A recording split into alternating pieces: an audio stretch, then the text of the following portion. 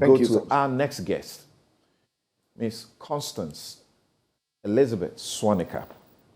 She is a renowned Ghanaian sculptor, making her strides in the arts and crafts sector with global recognition. She obtained a Bachelor of Arts degree majoring in sculpture at Kwame Nkrumah University of Science and Technology in 1999. After graduating from KNUST, Constance established Ascents and Arts Limited, the premier purveyor of ironmongery in Ghana. In March 2016, she formally launched Design and Technical Institute to bridge the gap that exists between industry and academia. In consultation with TVET, consultants and industry experts, she developed the Precision Fabrication and Precision Quality Curriculum accredited by CODVET in December 2018, making DTI the first privately accredited institution to offer welding and fabrication level 3. She is the recipient of several awards. Her works have been showcased in both solo and group exhibitions in Ghana, Nigeria, France, and Germany. Thank you for making the time to join us on Joy Change Speakers Series 3. Constance is speaking to us on transitioning young people into the world of work, the youth unemployment crisis. Please, let's hear you. Thank you, Samson.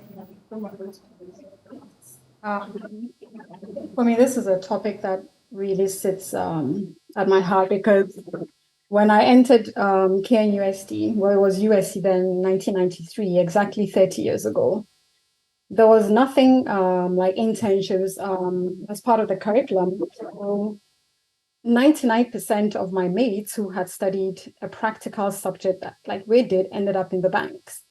And I ended up trying to find my own path because I had studied a subject that really, was not needed at the time. The creative industry didn't exist. And so by default, I ended up starting a metal fabrication company for Accent and Art.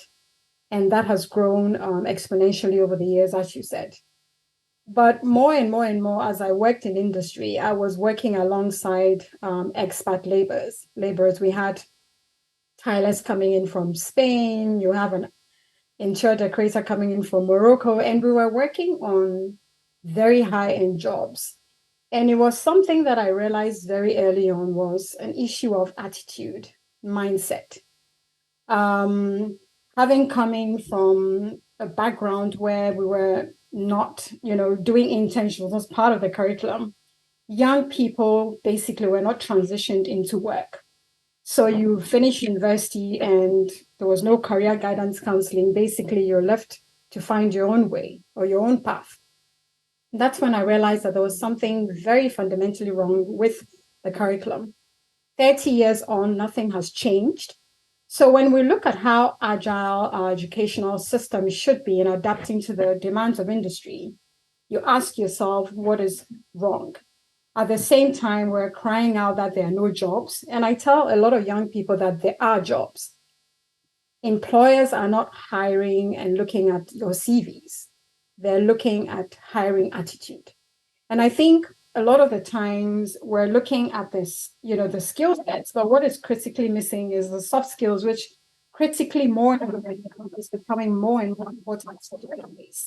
And I think as we move into the Internet of Things, if a young person doesn't have that, then your chance of surviving in the workplace, or critically, if you're also going to create jobs, is missing. And I think this is something that when we talk about policy, how is policy evolving and adapting to the changes of industry? Industry demands are so rapid. It's changing so frequently that can we get to the point where we have agile curriculums that would really adapt to the needs of industry? Now, I was speaking to the Pro-Vice Chancellor of KNUST just a few months ago, and he said to me that less than 3% of the student population, which is 85,000, are doing internships. And you ask yourself, this is the premier science and technology university producing our architects and our engineers and you name it. And so recently they've opened up industry experience, which is part of the curriculum, but you only are assessed when you're in your final year. So you ask a young person coming in and he's wearing a pristine white coat, and where are you from? School of Engineering. And you're asking yourself, you're engineers, and we're producing book engineers. If you're an engineer, I expect you to go onto the site if you're doing road construction. Roll up the white overcoat and get into the gutters and learn how to build gutters. We don't build gutters looking at working drawings in books or, with plans. And I think this is something that I learned, having to sit at the table with engineers and architects. For somebody who had studied art, we were not even allowed to sit at the table. And this is where you realize that, the way we are socialized starts also from the home, the role of parents, before we talk about teachers and community.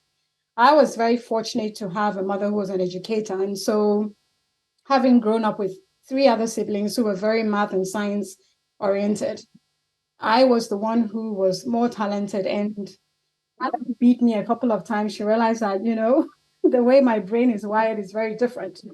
And so she herself didn't even really understand what to do with me. I had to find my own way, basically.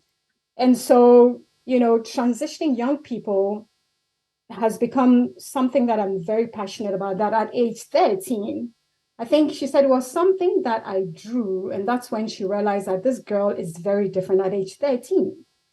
So you would ask yourself, shouldn't transitioning young people into the world of work begin at the junior high level, where young people pretty much have an idea of what they think they want to be? How do we also encourage young people to follow their parents to work? How do we also encourage industry to open their offices to young people to just play around and get a sense of what the demands of the workplace is? Now, when we talk about skills, soft skills as well, the way we're socialized as an African child, you're seen and you're not heard. So the average African child is very, very timid. We're not confident. We don't speak well. You're interviewing somebody and they're just looking at you and playing with their fingers, and you're thinking, I'm talking to you. This is an interview. First of all, you look at the CV, and I think that, my goodness, there's so much work that has to be done, that when we talk about the youth crisis, nobody's really looking at the fundamental root cause of what these problems are. First of all, we haven't even looked at the skill needs of the country to really look at. We are, still focused on curricula that is outmoded. 50 years on, the curriculum hasn't even been adapted. How much more then also adding in these critical soft skills that are really needed? Extracurricular, all our, if somebody said to me that, oh, you go to Achimota school, the swimming pool is all filled up. We don't play sports anymore. We don't have theater, dance, drama in our school system anymore. And you're asking yourself, the role of extracurricular is so crucial. All these things that fundamentally really shape and evolve a young person, everything has been taken apart. I wouldn't want to sound controversial by saying that when we also set up our polytechnics, there was a reason why we set up our polytechnics. Then with an act of, it was changed, all the polytechnics were changed into technical universities. And I think this was the biggest mistake that the country made. And so you have university lecturers who have titles and professors and doctors and have never worn an overall before and have never worked in industry. And these are lecturers that are teaching our young people in these same technical universities engineering and courses that really are crucial needed to kickstart our industrialization agenda. So I think as a country, that we really need to sit at the table and really look at how do we quickly really look at throwing out what is not needed asking employers, what are you looking for? And asking young people, what are you also interested in? A lot of young people now want to be entrepreneurs. But if you also want to be an entrepreneur, do you have what it takes to be a leader? Do you have what it takes to be resilient? All these things that are crucially needed, communication skills, critical skills, you name it. How are we creating environments that will allow our young people to be very vocal? I have a young son who is in school in the US, lived in Africa, but only went to college, I think 2 years ago. And he said to me that, Mommy, when you are in school in the US, if you're quiet in class, you're marked down. You are expected to speak out, and you're graded for speaking out. No answer is a stupid answer. But if you don't speak out, you're called out. And this is something that really struck this young man, that here, you don't speak till your teacher asks you to raise your hand and speak. So these are things that I think that, really, what are we doing? It starts also from the home before we go into schools. Now, he said something also very, very profound to me, that, I belong to the African dance ensemble. And I asked him why.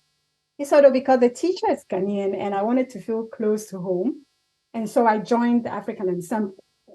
These are all white American kids learning how to play our drums, all the African instruments, and they're wearing African gear and touring all over the US, singing Ghana songs, tree songs, you name it. So this boy comes down and he tells me that, I have to go to Jamestown for drum practice, because when we go back, we're touring the US. And he said something very profound, that how come we don't value what we have? And I think when you listen to the other speakers, everybody talked about, as a society, we're losing our values and our identity. Young people are faced more and more with globalization and have the internet and everything thrown at them. And so we have lost our value system. It doesn't exist in the vocab. This young boy goes to the US to come back to learn how to play the drums, and is asking me that, why do we have so many African Americans coming to the University of Ghana to learn African culture and dance? And I think that, listening to what the other speakers were saying, that, we keep hammering that we are sitting on a youth crisis, but it goes deeper to the fact that, how do we look at what went wrong and how do we quickly fix these?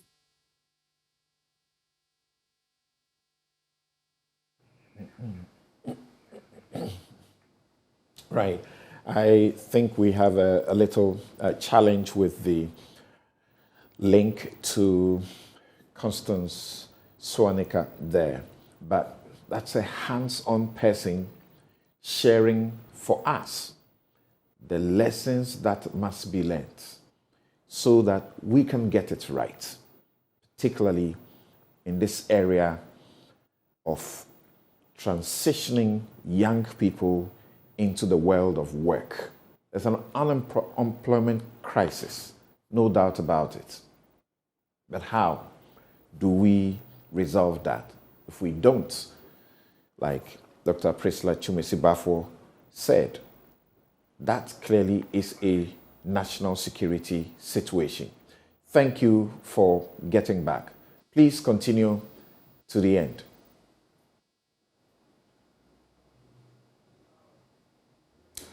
Okay, I think Link is frozen again.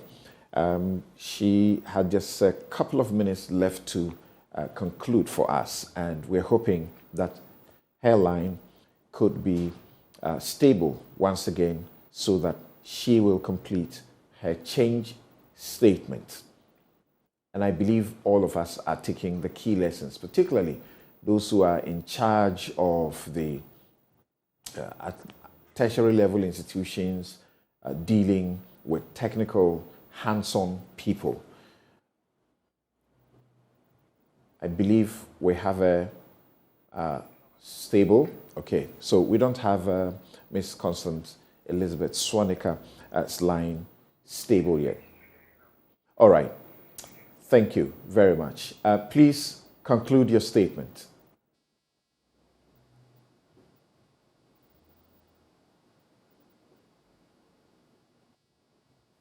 Please unmute.